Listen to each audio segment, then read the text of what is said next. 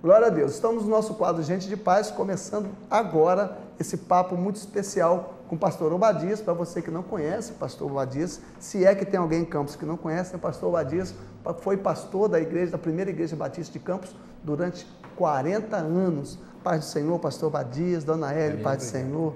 Sejam bem-vindos. Muito obrigado por ter cedido esse tempo de estar aqui com a gente. Eu tenho certeza que vai ser uma bênção não só para a minha vida, mas para a vida de todos os nossos amigos e irmãos que estão em casa. Bom, nós estamos no mês de junho, que é o mês dos namorados, né? Eu sei que vocês têm 56 anos de casado. Nós vamos aqui, de uma forma assim, vou usar um termo aqui, né? Explorá-los, digamos assim, explorar um pouco da experiência de vocês no bom sentido, né? Mas antes de falar de relacionamento, de casamento, são 56 anos de casado, eu quero falar um pouquinho sobre o ministério do pastor Obadias, o ministério de vocês, né? Porque o pastor não tem ministério se não tiver uma esposa sábia ao lado, né? A minha primeira pergunta é o seguinte, pastor: 57 anos de ministério pastoral, dos quais 44 pastoreando a primeira igreja batista de Campos.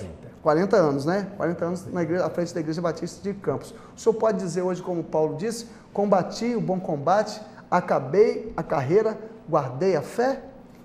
Bem, eu posso dizer esse versículo, mas esse final dizia assim, que estou acabando ainda a carreira. Não acabou a carreira ainda. Você está com 85 anos de idade. A carreira, combateu o bom combate, guardou a fé, mas a carreira não acabou ainda. Só no seu finalzinho, mas...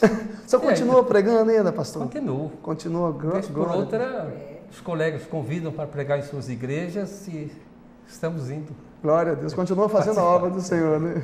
Sou um homem que se sente realizado, hoje se sente realizado como pastor durante toda essa trajetória? Ou você acha que tem muita coisa para fazer ainda? Não, eu diria o seguinte: eu me sinto realizado, mas não assim como se fosse acabado, não. Glória a Deus. Realizado, mas sei que Deus ainda tem muita coisa para que eu possa fazer junto com a minha esposa. Glória a Deus. Tá vendo aí, irmão? Deus está falando com você, está sendo confrontado. Aí você que está achando, estou cansado aqui, já estou com 50 e poucos anos, pastor aqui com 85 anos dizendo que sente no seu espírito que ainda tem muita coisa a fazer. Glória a Deus por isso, pastor. Glória a Deus, né? Que nós possamos, que eu possa, eu estou falando por mim, irmãos, tomo posse dessa palavra, que a gente possa chegar aos 85 com esse pensamento, com essa mesma disposição, né? Glória a Deus por isso. Mais uma pergunta, o senhor tem uma história muito interessante com relação à primeira vez que o senhor pregou. Teve uma história aí, como é que foi isso? Conta pra gente, como é que aconteceu? Eu morava no interior de Pernambuco e vim para a cidade, matriculei-me no primeiro ano ginasial. Isso aconteceu em 1945. 45? 1945. O senhor estava com quantos anos, você lembra? Eu estava nas vésperas de 18 anos. 1945. De março eu faço em 1º de abril. Então só tinha um mês de diferença. E naquele primeiro domingo de março de 45, eu fui para uma pequena igreja num bairro chamado Arruda, lá no Recife. Era uma igreja, tinha uma presença de umas 45 pessoas, mais ou menos, e o diácono que estava dirigindo a escola bíblica perguntou: moço, você quem é? Eu disse: eu vim estudar no Colégio Batista, me matriculei no primeiro ano ginasial. E ele disse: você é seminarista e você vai pregar. Eu disse: eu não sou seminarista e nem eu nunca preguei. De onde que ele tirou que você era seminarista, gente? Aí eu fiquei lá. Ele terminou a escola bíblica, veio até o banco, me segurou pelo braço e, como eu não tive um colapso e nem saí correndo, eu fiquei no púlpito. E ali Deus me deu a primeira mensagem naquele primeiro domingo de março de 1945. Meu Deus, que mistério. E ao sair dali, eu me lembro bem quando estava saindo, eu disse: nunca mais eu vou assistir um culto sem ter uma mensagem preparada. Meu Deus. Começou naquele dia e não parou mais. Deus literalmente pegou o senhor e colocou no ministério assim, quase que a força, né? Assim, sobe lá para pregar que o senhor é pastor. Glória a Deus, que Foi experiência tremenda, pastor. Aí as pernas tremeram um pouquinho na primeira vez? Ah, sim. Tremeram o muito. Suor cobriu, né? O senhor nasceu em lar evangélico ou não? Sim, já desde meus avós, por parte de mãe, já eram evangélicos. Todos evangélicos, né? Criei-me no evangelho. Glória a Deus. E também no meio de música, não é? Ah, música também? Meu pai era músico. Mas o senhor toca algum instrumento? Toquei flauta transversa há muito tempo, não é? Glória a Deus. É muito tempo bom. da infância, juventude, sim. Glória a Deus. É muito bom tocar um instrumento, é uma terapia, né? A dona Hélia toca algum instrumento? Toca algum instrumento ou não? Tocava. Cítara. Cítara? Eu aprendi cítara. A gente não ouve falar em ninguém que toca cítara. É difícil, né? Em alemão a gente diz Konzert Cítara. Então... Cítara para concerto. A gente toca a melodia e ao mesmo tempo faz a harmonia. Harmonia e melodia ao mesmo tempo. Ah, parou de tocar por quê? É um instrumento tão difícil de ver alguém tocando, adorando ao Senhor com uma cítara. Bonito demais, né? Eu tenho a cítara ainda aqui. Aí, ó, o pastor acabou de falar aqui que ele sente que ainda tem que continuar pregando. O senhor tem que continuar ministrando louvor, adorando ao Senhor com a cítara aí, ó, Deus falando aí. Pastor, 40 anos pastoreando a mesma igreja. Com certeza, assim, várias gerações passaram, pessoas que o senhor, crianças que o senhor consagrou, o senhor viu casar, o senhor viu crescer, casar, ter filhos. Inclusive, o senhor fez o casamento de uma neta do senhor. Fiz o casamento de uma neta. Será que dá para a gente, o senhor consegue, assim, expressar em palavras a sensação que é viver isso? Você consagrar uma criança, daqui a pouco está fazendo um casamento daquela criança e daqui a pouco está consagrando o filho daquela ovelha. Na verdade, não há palavras para expressar isso. Mas mesmo na igreja, eu realizei casamentos de jovens e depois realizei o casamento de seus filhos. Casou os jovens, depois casou filhos dos filhos desses que eu mesmos realizei jovens. Casamento. Como aconteceu também com a minha neta, que realizei o casamento. Glória a Deus. Quantas igrejas o senhor pastoreou antes da primeira igreja batista de Campos? Que o senhor ficou 40 anos na primeira igreja. Mas antes o senhor pastoreou quantas igrejas? Os primeiros 4 anos na primeira igreja batista, lá em Porto Alegre. Igreja Batista, que hoje tem o nome de igreja... Tem um bairro... Mudou o nome? Ela mudou o nome. Essa foi a primeira. Aí teve mais quantas depois? Dali nós fomos para Mantena, no interior de Minas. Era uma pequena cidade de 15 mil habitantes, onde se matava 2 por dia no centro da cidade. E as pessoas diziam, o senhor está louco, não é? Onde se matavam?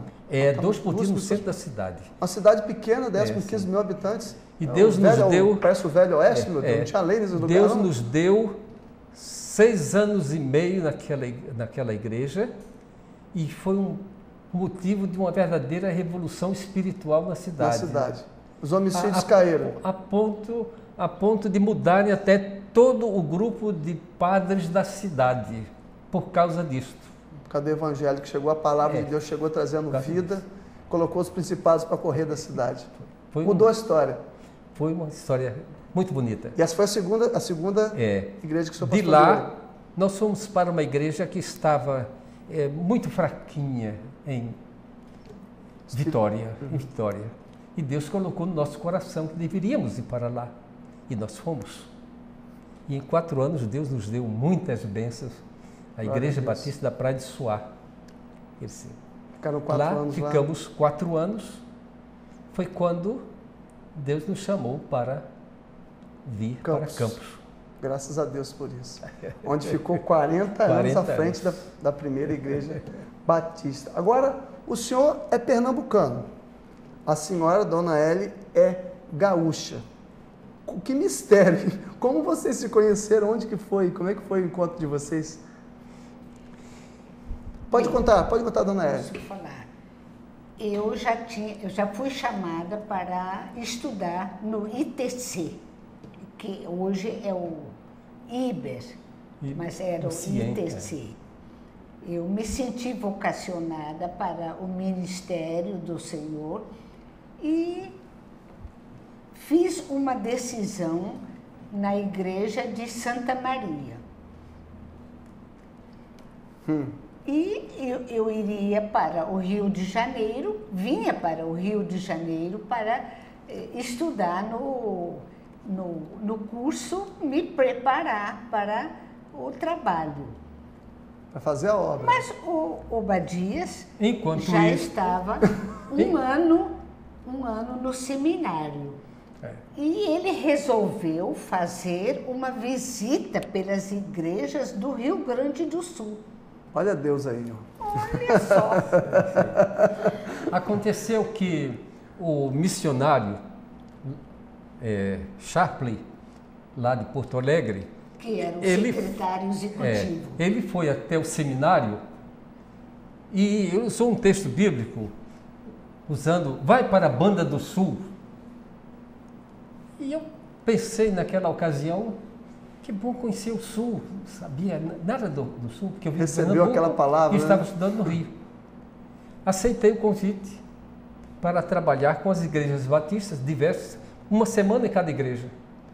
Ocorreu que eu comecei em Porto Alegre, estive em Pelotas, estive em Uruguaiana, estive em vários lugares assim, e minha última semana foi em Santa Maria.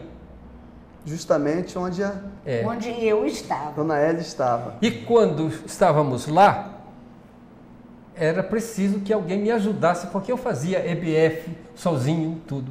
Então, o missionário quis uma moça para ajudar o seminarista. Acontece que a pessoa escolhida para me ajudar foi ela. E olha, ficou até o dia de hoje. Foi uma parceria que deu certo essa. Foi literalmente uma ajudadora, uma auxiliadora que o senhor deu para o senhor, né? Que o senhor te deu, né, pastor Obadias? Mas eu vim para o Rio naquele mesmo ano e aí começamos a nos conhecer melhor. E depois disto, nós nos unimos, não é? Quando ele terminou o seminário, eu ainda tinha um ano para estudar no IBER. E então ele assumiu o pastorado lá em Porto Alegre. E eu terminei o meu curso, vim para Santo Ângelo, onde moravam os meus pais. Aí marcamos o casamento para o mês de maio. 19 de maio. Vocês se casaram em que cidade? O senhor de Pernambuco, ela, né, do Sul. O casamento foi em Santo Ângelo. Santo Ângelo? É a cidade dela, a cidade da dela. família. Ah, certo. Agora como que vocês vieram parar em Campos? Que mistério foi esse? Foi em função do ministério? Como que vocês vieram parar em Campos? Foi por causa da igreja mesmo? Vieram foi por causa em do função ministério? Disso. Eu era vice-presidente da Convenção Batista Capixaba, lá no Espírito Santo. E era pastor da Igreja Batista da Praia do Suar. E a convenção daquele ano, a Convenção Batista, ia ser exatamente em nossa igreja. Certo. Eu estava com um dilema muito grande a respeito de ministério, porque a igreja cresceu lá, tinha muitas classes de escola bíblica espalhadas assim pelos pátios da igreja, e eu encontrei muita dificuldade para a construção de um edifício de educação religiosa. E aquela dificuldade me produziu assim um certo mal-estar. Coloquei diante de Deus, o que fazer? E naquela convenção, o pastor Rafael Zambrotti era pastor da primeira igreja, ia ser o orador oficial lá na convenção. E lá ele se encontrou comigo e disse: olha, eu tenho uma palavra para você. Eu quero lhe convidar para você ir a Campos e pregar lá em nossa igreja. Ele nunca tinha me visto, eu também nunca tinha visto o pastor Zambrotti, mas havia indicação de um grande amigo nosso, que era o pastor Fanini, e nós estudamos juntos. Foi o mediador aí, né? E ele disse: você vai encontrar-se com o Obadias lá em Vitória. E foi assim que ele me procurou e conversamos, oramos, e esse foi o caminho. Foi assim que o senhor veio a primeira vez, nunca tinha passado por Campos, foi a primeira vez que o senhor veio? Não, eu passei por Campos de avião Um dia estava embaixo somente água. E eu passei do Rio para Vitória e olhei para baixo e disse, aqui é Campos. Era só o mar. Um ano que deu uma enchente muito grande aqui. Ah, certo. Deve ter sido em 60 e alguma coisa. 63, 64, não sei bem isso, como teve uma enchente que ela inundou a cidade inteira. Você passou por cima, ainda bem que você passou por cima. Que ali é Campos. Ali é Campos, né? Aquele mar ali é Campos.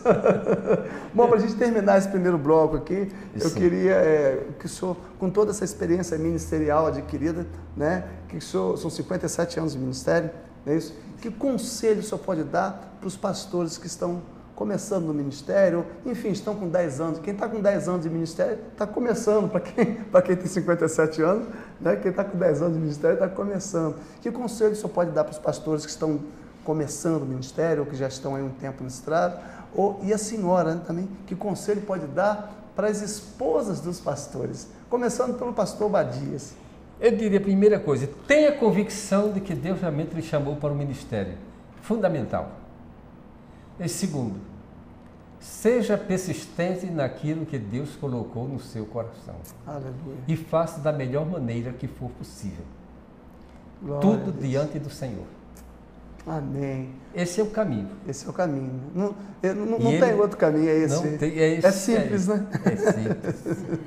Glória a Deus, pastor. E ele vai abrindo o caminho, e ele vai mostrando os caminhos. Aí. Deus vai guiando o ministério. Vai. A esposa do pastor deve ser fiel a ele e também ter certeza que se ele foi chamado para continuar, então que ela continue também. Esse foi o meu propósito. Como ajudadora. Eu sou do Rio Grande do Sul, vim até aqui em Campos e sempre ao lado dele. Acompanhando o cabeça, o sacerdote. Acompanhando, e nunca me arrependi de não ter ficado junto com ele.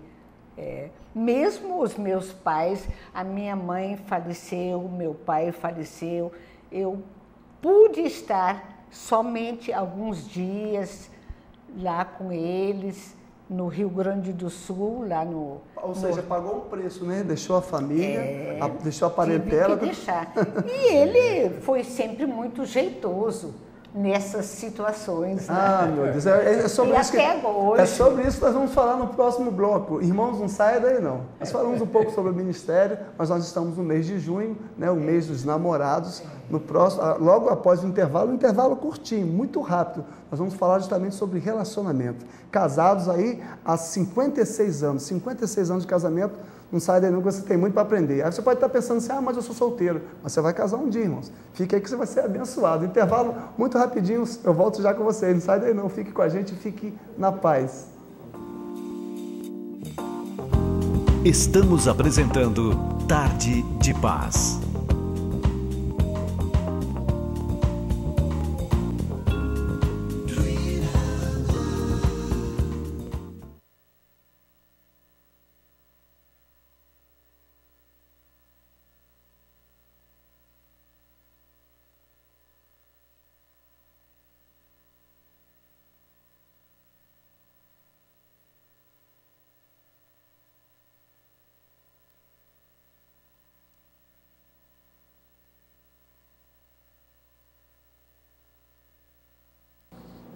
Glória a Deus, todas as coisas cooperam para o bem daqueles que amam a Deus. Irmãos, a gente chamou o intervalo rapidinho, mas nem o intervalo a máquina rodou, então é para a gente continuar.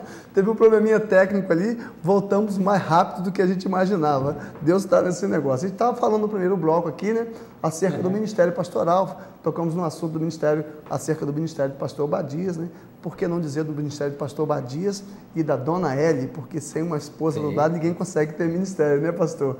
Mas como nós estamos no meio dos namorados, nós vamos agora, não podemos perder essa oportunidade, né? Esse aprendizado aqui com vocês que estão aí há 56 anos casados. É bodas de quê mesmo? 50 anos é bodas de ouro, né? Bodas de ouro. Aí depois só com 60 anos que é boda... 60 anos. Com 60 anos Diamante. é boda de quê?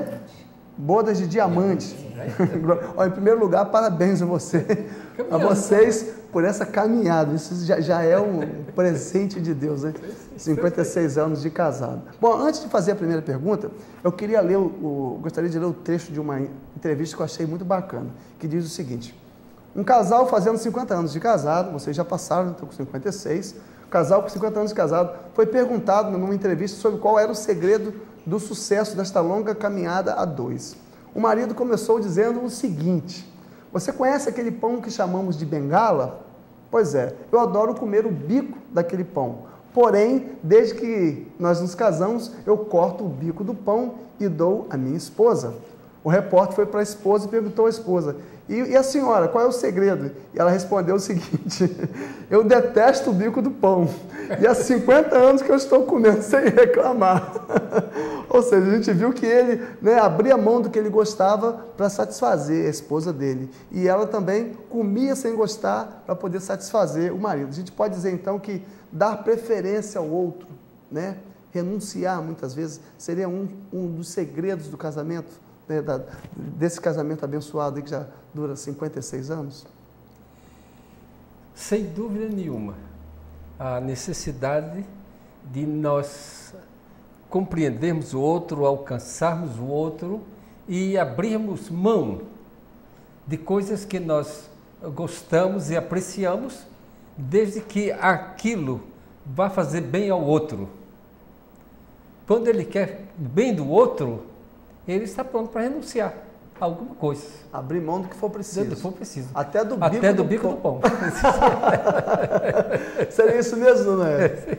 Eu tenho uma palavra sobre esse assunto. Nós somos muito diferentes. Eu nasci numa colônia de alemães. No início só falava em alemão e a igreja, tudo era em alemão. Conheci esse moço. Esse jovem rapaz de Esse 85 anos. jovem, ele me fez proposta, eu aceitei. Meus pais também aceitaram, ficaram muito satisfeitos. Agora, sabendo que nós somos muito diferentes, mas eu tenho que respeitar a tendência dele, a maneira de falar, de ser, e falar. Ele também tem sabido respeitar a mim. E nosso relacionamento sempre é muito bom, mesmo sendo diferentes. Agora nós temos uma casa aqui em Campos.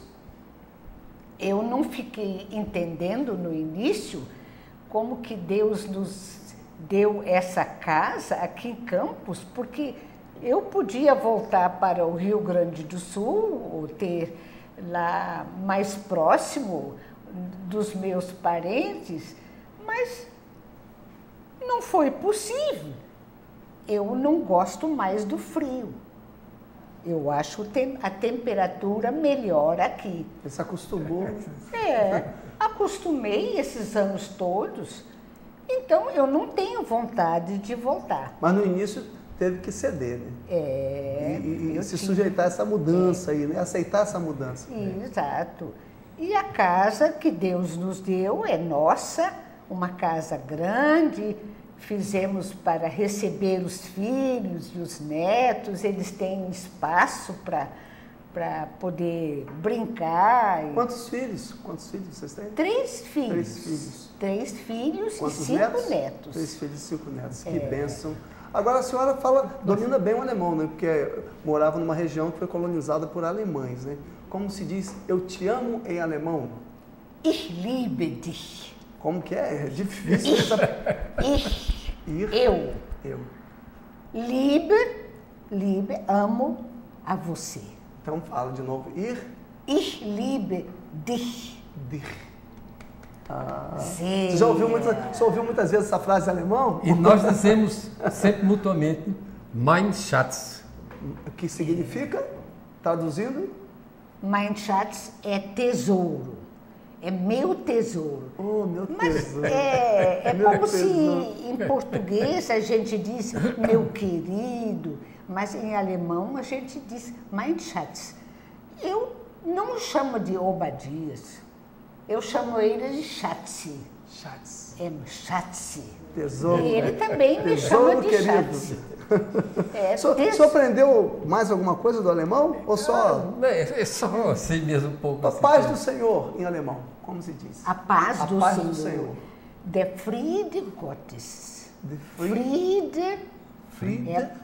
Olha, a Gottes. pronúncia que é difícil, né? Arranha um pouco Friede para falar. Né? Gottes. Agora, os nossos netos não nos chamam de vovô e vovó.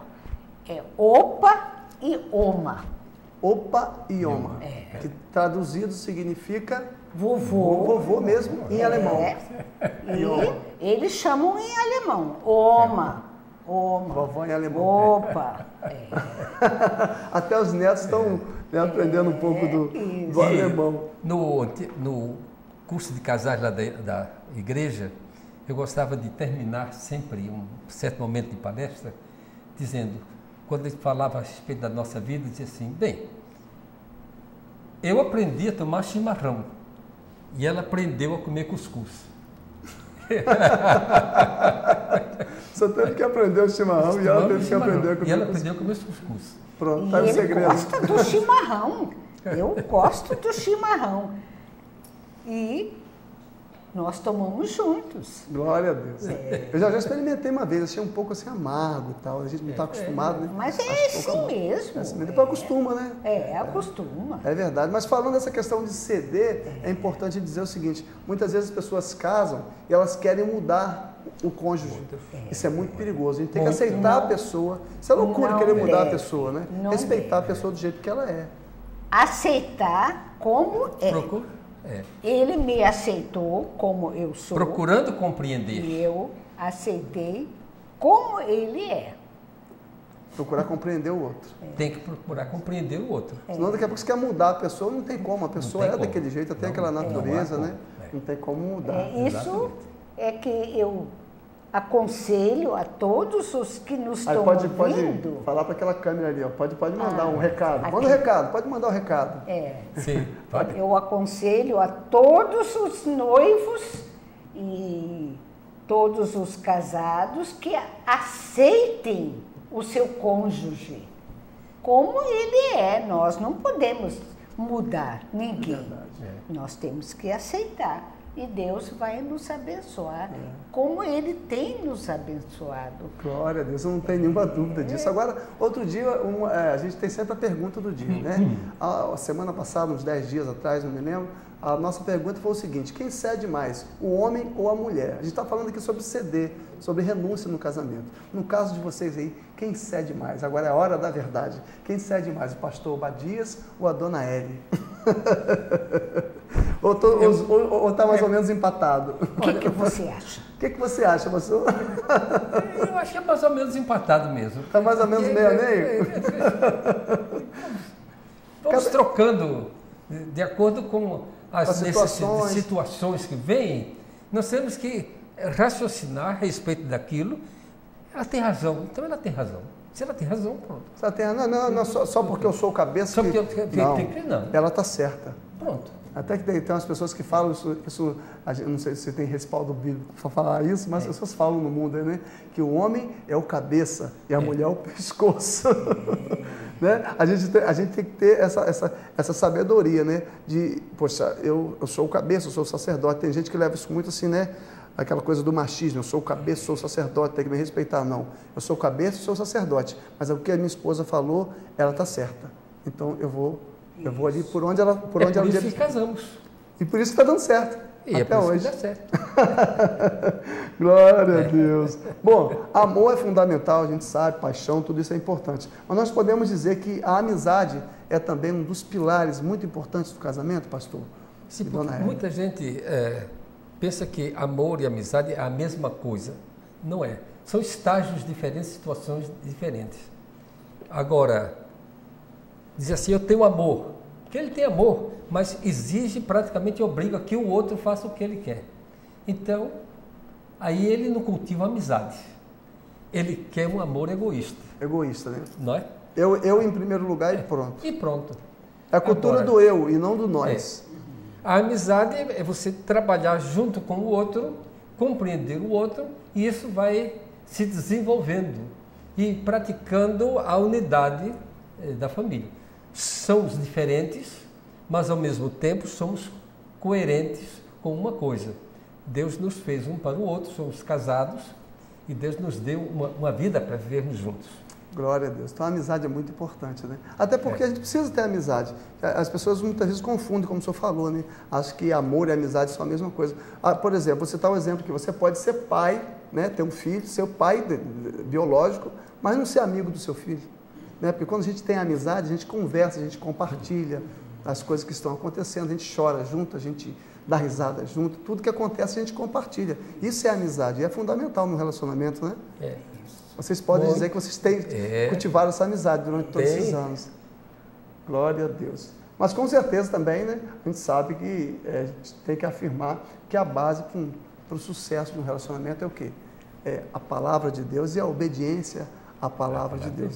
Com certeza, se for o norte da vida de vocês, né, pastor? Sempre é isso aí. Juntos, sempre nós oramos. Nós oramos todos os dias juntos. A não ser quando um está viajando. Mas é um hábito de vocês todos os dias? Desde o tempo que estávamos noivos. Tem um horário específico aí que vocês oram, não? Específico? Geralmente, quando vamos dormir, nós damos as mãos e oramos. Até hoje fazemos isso, sempre. Não dormimos sem a oração. Glória a Deus, a oração é a chave, né? A oração é a chave.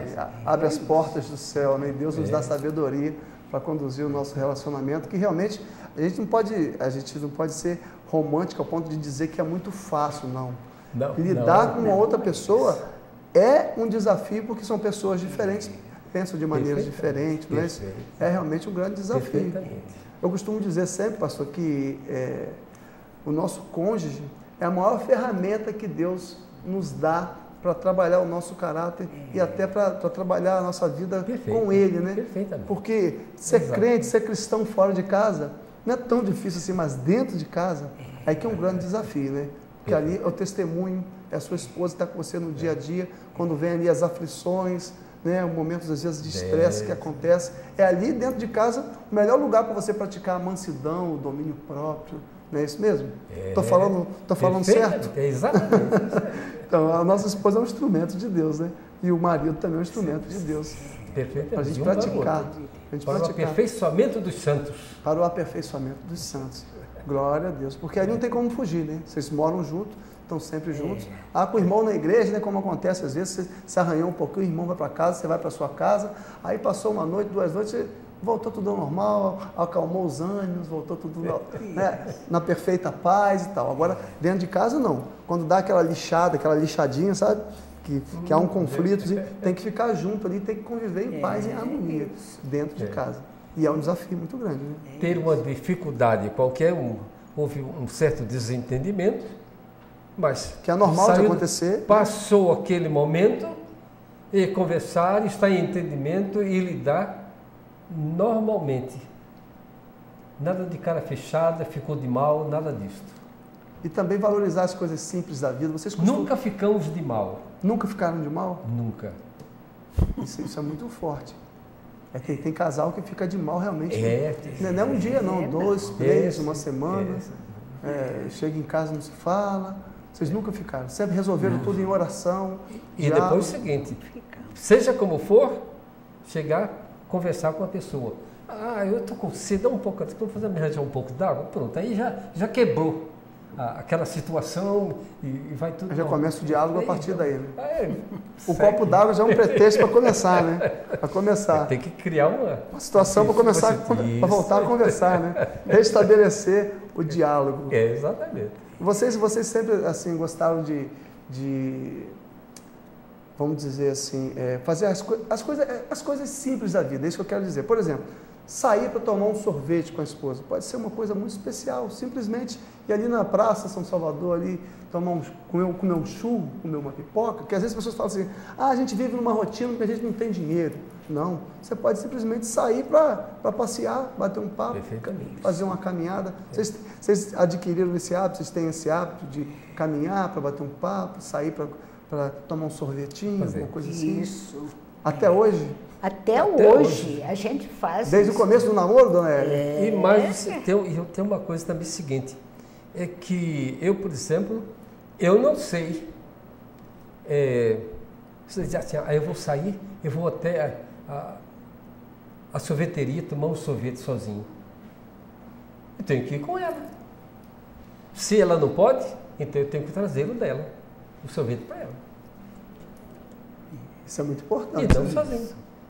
Glória a Deus. E Deus assim vai está conduzindo vocês aí já há 56 anos casados. E uma coisa muito importante que a gente vê é que normalmente a gente tem facilidade em ver o defeito do outro.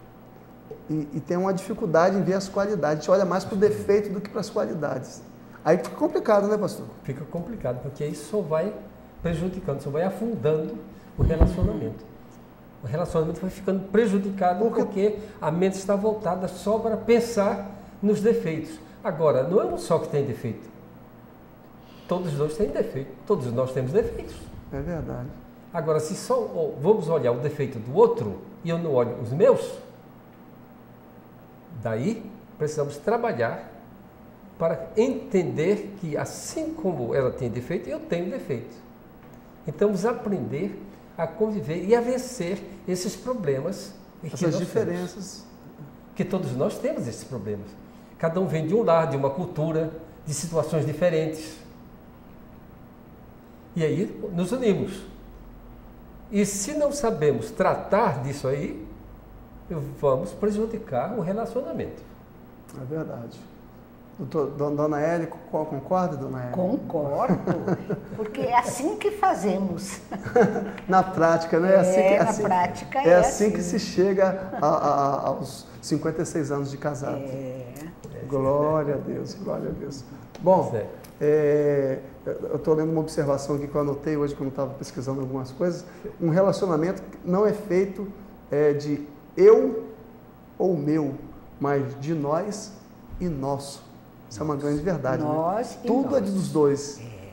Foi uma coisa que logo cedo, parece-me que até ela mesma que deu a primeira palavra sobre isto. Qualquer coisa assim, nós, vamos aprender, nós, e não eu. Porque temos a tendência de, pela vida, pelo trabalho, pelas realizações pessoais, tudo isso, porque eu vou fazer, não é? Passamos então, agora, nós. E a vida dessa forma que a coisa... em conjunto. Glória a Deus. Eu vi certa vez um pastor pregando, ele disse o seguinte, ele falou que nós devemos casar, não para ser feliz, eu vou casar porque eu quero ser feliz. Eu vou casar, mas o meu objetivo é fazer o meu cônjuge feliz. Então, aí está tudo certo, né? Porque o marido está empenhado em fazer a esposa feliz. A esposa está empenhada em fazer o marido feliz. Automaticamente os dois serão felizes. Né? Exatamente. Esse que é o caminho. Esse é o caminho, né, pastor? Glória a Deus. 56 anos de casado, 57 anos de ministério. Pastor Obadias, dona Hélia, quero agradecer muito a vocês por essa entrevista, por esse papo tão abençoador, nesse mês que é o mês dos namorados. A gente sabe, você que está nos assistindo, que é casado, não deixa de ser namorado, né? Só porque casou. Ao contrário, né? Aí que tem que continuar namorando depois que casa. Né? O namoro não pode acabar, né? Saímos juntos, vamos à cidade, de mãos dadas. O senhor falou uma coisa muito importante. Hoje em dia tem muitos casais que o marido vai andando na frente e a esposa fica lá atrás. Que coisa sem graça, gente. Nessa correria do dia a dia, esse estresse que as pessoas vivem aí, o marido desce do carro, sai andando, vai na frente, deixa a mulher para trás, sempre de mãos dadas. Assim.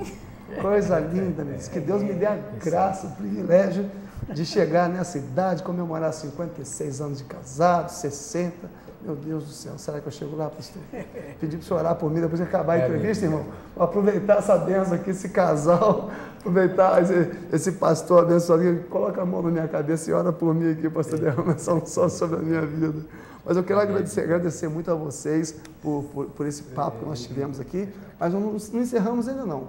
Antes de encerrar, eu queria que vocês, tanto o senhor como a senhora, deixassem uma mensagem para as pessoas que estão em casa, para os casais. Seja, como eu sempre falo, seja eles casados, noivos ou namorados, porque se você é noivo, você vai casar, se você é namorado, você naturalmente está namorando, pensando em casar. Que o senhor deixasse uma mensagem para os homens que estão aí, que são casados ou estão pensando em construir uma família, e a senhora deixasse uma mensagem para as mulheres também, casadas ou que estão aí caminhando para construir uma família. Vamos começar por quem primeiro? Primeiro pela dona Eli, pode começar? Com ele. Começar com ele, é o certo? Deixa ele começar. começar? É o cabeça, o sacerdote, começa o senhor. Aquela câmera ali pode mandar um recado para quem está em casa. Meu recado é o seguinte: primeiro, o casamento tem que ser por amor. Amor não acaba. Você desvia os rumos do seu amor para outras coisas. Então, se você casou-se, ame a sua esposa. A esposa ame o seu marido.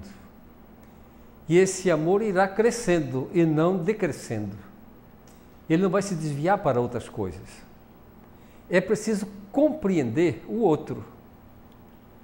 Somos diferentes. E se somos diferentes, você também não é diferente dos outros. Você e sua esposa também são diferentes. E é preciso, então, compreender aquilo que o outro é. Se você aceitou e casou-se, ou vai se casar com aquela pessoa, então precisa compreendê-la assim como ela é. As mudanças, elas só virão com o tempo, com o relacionamento, com a compreensão do novo rumo que eles vão tomando. É aí que passam a viver cada vez mais unidos. Tentem unir os ideais de vida, tanto os ideais para esse mundo, como aquele maior, que é a sua confiança e seu amor em Deus. Glória a Deus. Ana Eli. Eu podia dizer que as mesmas palavras que meu marido, que o pastor Obadias, se referiu a essa questão, é minha opinião também. Agora, eu posso acrescentar, eu creio que ao longo dos anos que o casal está junto, não quer dizer que são pessoas diferentes. Nós temos que respeitar a pessoa com quem nós nos unimos, seja ela como for. E eu vejo isso, por exemplo, nos meus filhos que são casados. Eles respeitam, eu creio que eles aprenderam isso vendo os seus pais. Mas são pessoas diferentes, mas eles se respeitam. Saber se respeitar e saber compreender um ao outro as suas diferenças. Eu creio que nós podemos viver até 100 anos e Deus vai continuar nos abençoando, como nós temos experimentado. Glória a Deus. Sem palavras e sem vontade de terminar a entrevista. Nós já chegamos, são 17 horas, chegamos aí no final da nossa entrevista. Sem saber como encerrar, a vontade de conversar mais com vocês. Ei, irmão, você não vai poder, mas em off aqui eu vou continuar conversando algumas coisas com eles. Quero agradecer muito a vocês, mais uma vez, pastor Obadias. Para nós foi um prazer. A dona Eli, com certeza nós vamos mais para frente, ver se a gente consegue trazer vocês outra vez para a gente conversar com mais calma, inclusive sobre o ministério, que tinha muita coisa que eu queria conversar com o senhor, mas não deu, porque hoje, por nós estarmos no mês dos namorados, eu queria mais pegar compartilhar com os nossos irmãos a experiência de vocês como casal, que eu creio que foi muito importante para todas as pessoas que estão em casa. Muito obrigado e, com certeza, em breve estaremos, né, marcando uma nova agenda com o pastor para a gente conversar mais acerca do ministério. Muito obrigado a vocês, viu? Obrigado. E aí, irmão, foi abençoado? Com certeza, né? Vamos agora adorar o Senhor juntos.